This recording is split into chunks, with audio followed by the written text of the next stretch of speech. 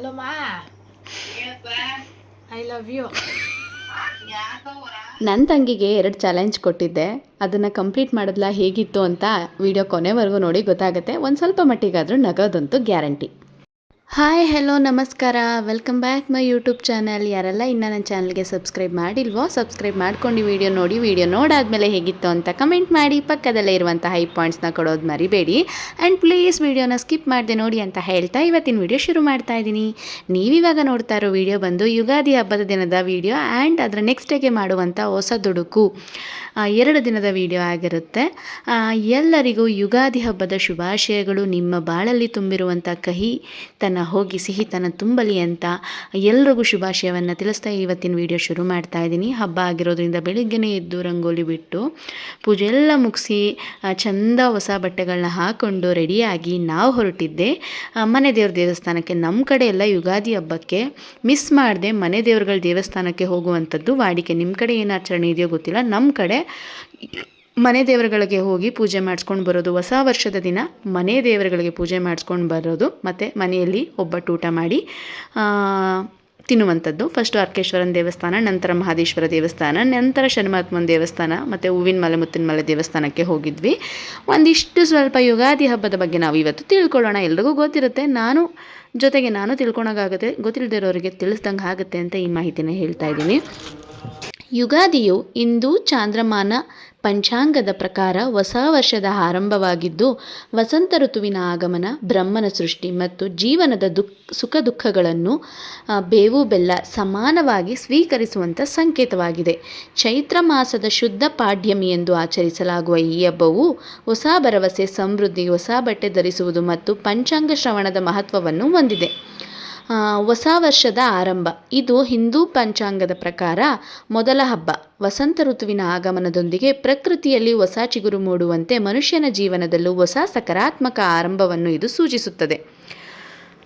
ಈ ಹಬ್ಬದ ಇನ್ನೊಂದು ವಿಶೇಷತೆ ಹೇಳೋದು ಮರೆತೆ, ಬೇವು ಬೆಲ್ಲವನ್ನು ಸ್ವೀಕರಿಸೋದು. ನನ್ನ ಮಗಳಿಗೆ ತಿನ್ನಿಸ್ತಾಳೆ, ರಿಯಾಕ್ಷನ್ ಹೇಗಿತ್ತು ಅಂತ ನೋಡಿದ್ರಿ ಅಲ್ವಾ. ಅರ್ಕೇಶ್ವರನ ದೇವಸ್ಥಾನ, ಮಾದಪ್ಪನ ದೇವಸ್ಥಾನ, ಹೂವಿನ ಮೊಲೆ ಮುತ್ತಿನ ಮಲೆ ದೇವಸ್ಥಾನವನ್ನು ಮುಗಿಸಿಕೊಂಡು ನಾವು ನೆಕ್ಸ್ಟ್ ಬಂದಿದ್ದು ಶನಿ ಮಹಾತ್ಮನ ದೇವಸ್ಥಾನಕ್ಕೆ. ಇಲ್ಲಿ ನಾವು ವರ್ಷ ಬೆಣ್ಣೆ ಅಲಂಕಾರವನ್ನು ಮಾಡಿಸ್ತೀವಿ. ಇಲ್ಲಿಗೂ ದರ್ಶನ ಮಾಡ್ಕೊಂಡು ಹೋಗೋಣ, ಪೂಜೆ ಮಾಡಿಸ್ಕೊಂಡು ಅಂತ ಹೇಳಿ ಇಲ್ಲಿಗೆ ಬಂದ್ವಿ. ಇನ್ನು ಈ ಹಬ್ಬದ ಇನ್ನೊಂದು ವಿಶೇಷತೆ ಏನಂದರೆ ಬ್ರಹ್ಮನ ಸೃಷ್ಟಿ. ಪುರಾಣಗಳ ಪ್ರಕಾರ ಬ್ರಹ್ಮದೇವನು ಈ ದಿನದಂದು ಬ್ರಹ್ಮಾಂಡವನ್ನು ಸೃಷ್ಟಿಸಿದನು. ಹಾಗಾಗಿ ಇದೊಂದು ಸೃಷ್ಟಿಯ ಹಬ್ಬವಾಗಿ ಆಚರಿಸಲ್ಪಡುತ್ತದೆ. ಬೇವು ಬೆಲ್ಲದ ಸಂದೇಶ, ಜೀವನದ ಪಾಠ. ಯುಗಾದಿಯ ವಿಶೇಷ ಖಾದ್ಯ ಬೇವು ಬೆಲ್ಲ. ಇದು ಜೀವನದಲ್ಲಿ ಸಿಹಿ, ಸಂತೋಷ ಮತ್ತು ಕಹಿ, ದುಃಖ, ಕಷ್ಟ ಎರಡೂ ಅನಿವಾರ್ಯ. ಅವೆರಡನ್ನೂ ಸಮಾನವಾಗಿ ಸ್ವೀಕರಿಸಿ ಮುನ್ನಡೆಯಬೇಕು ಎಂಬ ಅರ್ಥವನ್ನು ನೀಡುತ್ತದೆ. ಇನ್ನು ಪಂಚಾಂಗ ಶ್ರವಣ. ಈ ದಿನ ಹೊಸ ವರ್ಷದ ಫಲಗಳು, ಗ್ರಹಗತಿಗಳು ಮತ್ತು ಆಯವ್ಯಯಗಳನ್ನು ಕೇಳುವುದು ಶುಭ ಎಂದು ನಂಬಲಾಗಿದೆ. ಇದು ಮಾನಸಿಕ ಧೈರ್ಯವನ್ನು ನೀಡುತ್ತದೆ.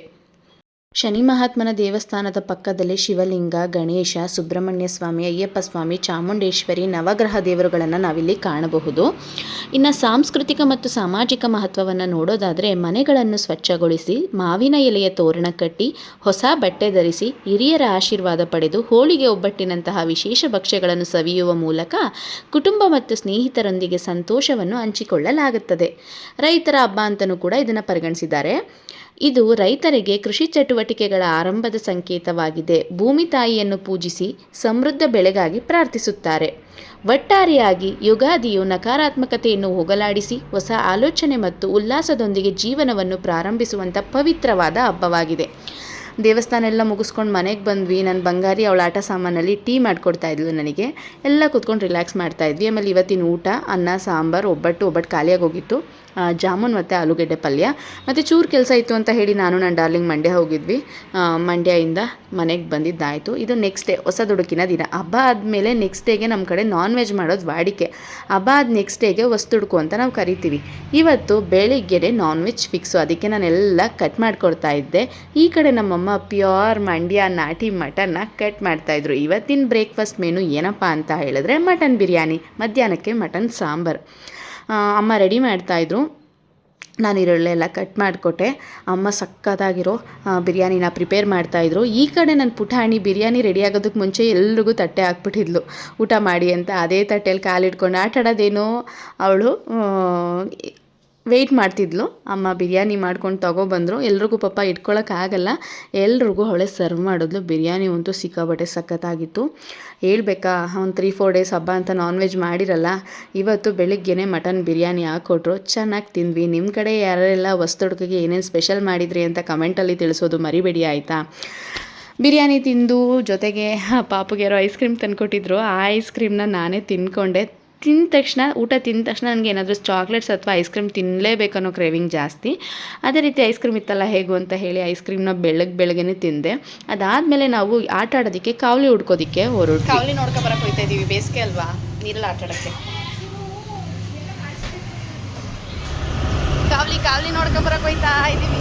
ನೀರಿದ್ದದೋ ಇಲ್ವೋ, ನೀರು ಬೇರೆ ಎತ್ಬಿಟ್ಟವ್ರೆ. ಹಾಂ, ನಿನ್ನ ಫೋನ ಚೆನ್ನಾಗಿಲ್ಲ ಕಂಡು ಬಂದ್ಬಿಡೋದು ಯಾಕೆ ಒಳಗೆ ಬಿಟ್ಬಿಟ್ಟು. ಆಮೇಲೆ ಕಾವಲಿ ಉಟ್ಕೊಂಡು ಹೋದ ನಮಗೆ ಕಾವಲಿ ಸಿಕ್ಕಿದಂತೂ ನಿಜ, ಬಟ್ ನಮಗೆ ಸ್ಯಾಟಿಸ್ಫ್ಯಾಕ್ಷನ್ ಆಗೋ ರೀತಿ ಇರಲಿಲ್ಲ. ಇದಾದಮೇಲೆ 2 ಚಾಲೆಂಜ್ ಕೊಟ್ಟಿದ್ದೀನಿ ನನ್ನ ತಂಗಿಗೆ, ಅದು ಹೇಗಿರುತ್ತೆ ಅಂತ ನೋಡಿ ಆಯಿತಾ. ಕಾವಲಿ ಹುಡುಕ್ತೋ ಈಗ ಚಪ್ಪಲಿ ಬಿಟ್ಬಿಟ್ಟು ಅಮ್ಮ, ಹಂಗೆ ಅಮ್ಮ ಜಾರ್ಗಿರ್ಬಿಟ್ರೆ ಬರ್ತೀನಿ ಅಂದರೆ ಎಲ್ಲರೂ ನಾಳೆ ಬಂದ್ಬಿಡು ಅನ್ನೋ. ನೋಡಿಲಿ ಸಖತ್ತಾಗಿ ಬತ್ತೈತೆ ಕಣೆ. ಇಷ್ಟು ದಿನ ನೋಡಿರ್ಲಿಲ್ವಲ್ಲೇ ನಾನು.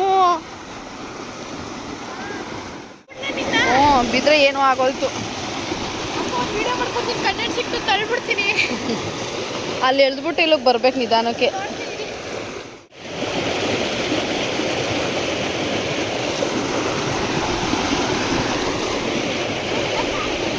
ನಿಧಾನಕ್ಕೆ ಕಾಲಾಕು, ಹೋಗು ಅಲ್ಲಿ ಕಾಲಾಕು, ನಾಡ ಜಾರದ ಹೆಂಗೆ.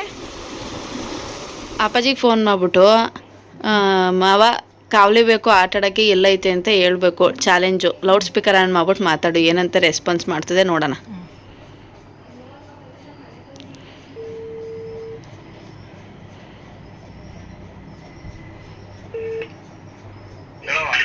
ಮಾವ, ಇದು ಕಾವಲಿ ಇಲ್ಲ ಅಂತಂದ್ರೆ ಪಂಪ್ ಸೆಟ್ ಎಲ್ಲೈತೆ? ಇಲ್ವಾ, ಕಾವಲಿಲಿ ಅಲ್ಲಿ ಹೋಗಿದ್ದು ನೀರು ಬರ್ತಿರ್ಲಿಲ್ಲ.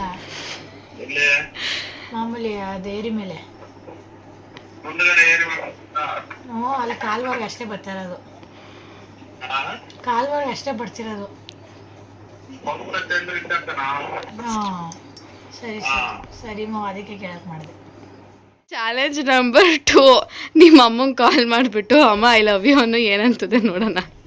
ನಮ್ಮಮ್ಮ ಸ್ವಿಚ್ ಆಫ್ ಮಾಡಿದ್ದಾರೆ. ಇಲ್ಲ, ಮಾನಿಗೆ ಫೋನಿಗೆ ಮಾಡಬೇಕು. ಮಾನಿಗೆ ಮಾಡು. ಚಾಲೆಂಜ್ 1 ಕಂಪ್ಲೀಟ್ ಮಾಡಿದ್ದು ನಮ್ಮ ಹುಡುಗಿ ಚಾಲೆಂಜ್ 2ನ ಕಂಪ್ಲೀಟ್ ಮಾಡ್ತಾಳೆ ಇಲ್ವಾ ಅಂತ ನೋಡಿ ಒಂದು ಸಣ್ಣ ಪ್ರಯತ್ನ ಅಷ್ಟೇ, ಬಟ್ ನನಗಂತೂ ಸಿಕ್ಕಾಬಿಟ್ಟೆ ನಗು ಬಂತು. ನಿಮಗೆ ಹೇಗಿತ್ತು ಅಂತ ಕಮೆಂಟಲ್ಲಿ ತಿಳಿಸಿ. ಅವಳು ಫೋನ್ ರಿಸೀವ್ ಮಾಡ್ತಿಲ್ಲ. ಫೈನಲಿ ಫೋನ್ ಬಂದಮೇಲೆ ಅವಳು ಹೇಗೆ ಹೇಳ್ತಾಳೆ ಏನು ಎತ್ತ ಅಂತ. ಈ ಥರ ವೀಡಿಯೋಸು ಇಷ್ಟ ಆಗುತ್ತೆ ಅಂದರೆ ನೆಕ್ಸ್ಟು ಬೇರೆ ಥರ ಇದೇ ರೀತಿ ಪ್ರ್ಯಾಂಕ್ ಅಥವಾ ವೀಡಿಯೋಸ್ನ ಮಾಡ್ತೀನಿ. ನಿಮ್ಮ ಅಭಿಪ್ರಾಯವಾಗನ್ನು ಕಮೆಂಟ್ ಸೆಕ್ಷನಲ್ಲಿ ತಿಳಿಸಿ. ಈ ಥರ ಇದೆ ಫಸ್ಟ್ ಟೈಮ್. ಇನ್ನೊಂದು ನೀರಲ್ಲಿ ಟ್ರೈ ಮಾಡಿದೆ, ಅದನ್ನು ಶಾರ್ಟ್ಸಲ್ಲಿ ಅಪ್ಲೋಡ್ ಮಾಡ್ತೀನಿ. ಇವಾಗ ಚಾಲೆಂಜ್ ನಂಬರ್ 2 ಹೇಗಿದೆ ನೋಡಿ. ಹಲೋ ಹಲೋ ಲಾವು, ಏನು ಅಮ್ಮನ್ ಕೊಡಿ ಇಲ್ಲಿ. ಹಲೋ ಮಾ, I love you. I love you ಅಮ್ಮ.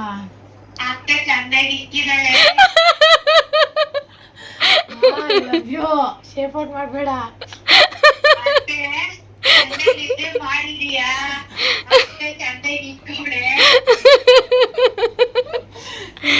ರೆಸ್ಪೆಕ್ಟ್ ಮಾಡ್ತಿದ್ಯಮ್ಮ, ಫುಲ್ ಅನ್ರೆಸ್ಪೆಕ್ಟ್. ನಾನು ಐ ಲವ್ ಯು ಹೇಳ್ತಿದ್ದೆ, ರಿಟರ್ನ್ ಏನಾರು ಹೇಳ್ತಿದ್ದೀರಾ ನೋಡಿ. ಇದು ಗೊತ್ತಿಲ್ವಾ ನಿಮ್ಗೆ? ನೋಡಿದ್ರಲ್ವಾ ಹೇಗಿತ್ತು ಡೇರ್ ಚಾಲೆಂಜ್ ಅಂತ ಕಮೆಂಟ್ ಮಾಡಿ. ಇದಾಗಿತ್ತು ಯುಗಾದಿ ಹಬ್ಬ ಹಾಗೂ ಹೊಸ ದುಡುಕಿನ ಹಬ್ಬದ ವಿಡಿಯೋ. ಐ ಹೋಪ್ ಈ ವಿಡಿಯೋ ನಿಮ್ಮೆಲ್ಲರಿಗೂ ಇಷ್ಟ ಆಗಿರುತ್ತೆ ಅಂತ ಭಾವಿಸ್ತಾ thank you for watching. Bye bye.